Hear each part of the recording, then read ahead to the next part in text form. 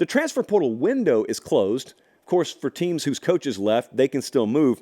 But overall, I wanted to take a couple of minutes to look at this, the quarterback situation especially, because now more so than ever, you have no way of forecasting programs 2 or 3 years down the road because every transfer portal period comes with teams totally overhauling their quarterback room, which means they overhaul their team. Case in point, Michigan State. Not only do they get a new head coach in Jonathan Smith, he brings his quarterback from Oregon State, Aiden Childs, going to be a really big-time player down the road. Think about what Oregon did. Oregon went and got Dylan Gabriel, who was the starter at Oklahoma. They also went and got Dante Moore, who was the starter at some points of the season for UCLA, totally overhauled the quarterback room. Ty Thompson, gone. Totally overhauled the quarterback room. Kentucky got Will Levis 3 years ago. Got Devin Leary last year. Now they've gotten Brock Vandagriff from Georgia. Never would have known that was coming a year ago. Totally overhauled their quarterback room. Riley Leonard is not at Duke. He's now at Notre Dame. Totally overhauled the quarterback room. And also, our boy Tyler Van Dyke, not at Miami anymore. He goes to Wisconsin. They had Mordecai from SMU last year. If that sounds confusing, it's because it is. It's because just like this, seemingly now, you can change the entire fortune of your team for a coming season by doing what even Ohio State did. They went and got Will Howard. No one would have seen that coming a year ago. I mean, Will Howard's entrenched at Kansas State a year ago. So that's the first thing that you need to know. And I would probably advise you to rewind this portion of the video and watch it again to make sure you know all the new names and faces in the new places. The second thing you need to know is for yet another cycle, we did not have multiple superstar names enter the transfer portal. Forget about Bama. That's a unique, extenuating circumstance where a coach left. So, yes, some star players from Alabama are going in. But I'm talking about places where there was no coaching turnover, or maybe there even was coaching turnover, but the collectives there had things in order behind the scenes, and they made sure their top-tier players were compensated through NIL to the point where they never hit the open market. And that happened last year. It was a story last year, and it's happened again this year. You just haven't seen. I mean, Quinshon Judkins is one of the few exceptions to the rule. You had the A&M kids go in, which was to be expected. You've got Bama's kids going in. Remains to be seen what would happen with Michigan, but those are exceptions to the rule. By and large, we have not seen a flood of ultra-talented, high-level star players that program tried to spend top dollar to keep and couldn't. So it's being taken care of on the front end, out of public view in most cases. What about USC's dilemma? Maybe we'll call it a dilemma. We'll see. I got a stance on this. So when Lincoln Riley told the media after the season, I'm overhauling everything philosophically about this program. He went and got UCLA's defensive coordinator. I'm not telling you that story. I'm sorry. I should not have done that. I am sorry about that, but I cannot tell you that story. I had some insight into that process. Let me just put it that way. So when he brought in UCLA's defensive coordinator, Lincoln Riley said, we're changing everything. From the top down, we're changing the way we practice. We're changing the way we think. Defense first. What? Okay. Now, I'm willing to give it a wait and see. It's hard for me to imagine that Lincoln Riley will be a defensive first or defense-oriented head coach. Crazier things have happened. I do think he understands radical change is needed within his program. So I'm willing to wait and see.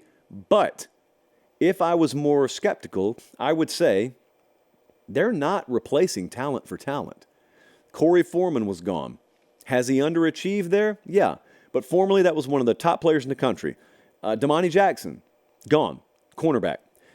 Malachi Nelson, once upon a time one of the top quarterbacks in the country, gone. Now, every USC fan understands, yeah, but Malachi wasn't going to start here. I know all that. Corey Foreman, he had one big moment or two, but he really wasn't an impact player. I know all that, guys. There is a world where they have the potential and you didn't develop them properly. There is that world. There's that possibility. But since I'm in wait-and-see mode, I'm going to look at those kind of guys walking out the door, and I'm going to look at you guys going to UNLV and A&M and Mississippi State and Oregon State and Vandy and taking replacement players in the portal, and I'm going to say maybe Lincoln Riley knows what he's doing. But it does at least deserve a little stroke of the chin. Okay, let's wait and see. I'm happy to wait and see because God affords us to be able to do that in January. Don't have to have definitive opinions on someone's 2024 season in January. Ole Miss, kind of same deal, but I think a lot of folks are more aligned on Ole Miss. Ole Miss has got a little bit different strategy here. Texas does not have to have this kind of strategy. Every year is a year Texas could win the national title. Georgia does not have to have this kind of strategy. Every year is a year that Georgia can win the national title. Ole Miss has to go what I call window shopping, and that is not in the classical sense. They're not looking in a window and taking something that they see. What they're doing is looking for windows.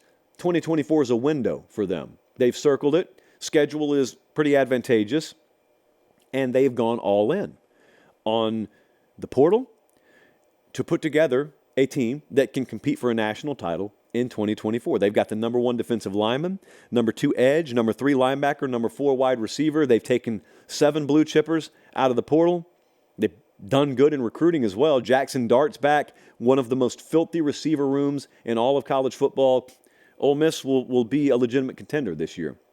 Now, the main point of contention that I hear from our Ole Miss viewers is you guys don't think this is a window thing. You think this is just the new normal for Ole Miss. I disagree with that. You may be right, but I would be hard-pressed to see them doing this every single cycle. But we'll see. How about the SEC and Big Ten in general? This is either something to celebrate or it's a big problem depending on your perspective. But the Big Ten and the SEC, predictably, are flexing pretty hard here. 22 of the top 24 committed players in the portal are going to SEC or Big Ten schools. 50 of the top 78 kids out of the portal are going to SEC or Big Ten schools. And the SEC and Big Ten collectively just signed 23 of the top 30 recruiting classes, including 8 of the top 9. There is no more Power 5. There is no Power 4. It is a Power 2, and you decide whatever you want to call the rest. And it's not disrespectful. It's just reality. So those are some of the takeaways I've had thus far from the transfer portal. And as you know, still got some movement happening. And as you also know, I think you know, we have got this post-spring window coming up, which because we've had high-profile coaching changes could mean teams like Alabama are way, way more active post-spring than they normally would be. There is a little caveat. You can't have interconference movement or intra-conference movement during that window, or the guys have to sit out a year.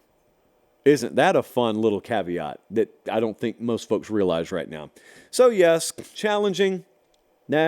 Yes, but guys are being handsomely compensated for their work here.